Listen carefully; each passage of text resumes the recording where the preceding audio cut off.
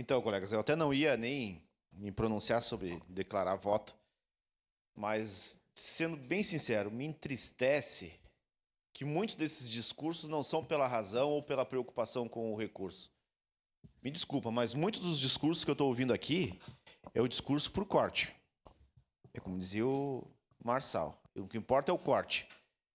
É fazer a fala, o discurso, o grito, a polêmica para jogar na rede social ou para a plateia que está aqui. Falar que é entulho, uma ferramenta histórica que faz parte da história de Caxias do Sul. E é como disse a vereadora Marisol, a demagogia, a hipocrisia de falar que prioriza a cultura, o turismo, a história, mas vou votar contra. Por favor, né, pessoal? Eu acho que está muito bem explicado sobre o fator histórico, a representatividade, a importância, o que representa para Caxias do Sul. Presidente, uma questão de ordem. Artigo 209, inciso 2º. Este vereador, ele retira o falado entulho. Peço que suprima dos anais aí, não me... Eu retifico essa palavra. Obrigado. Não é isso.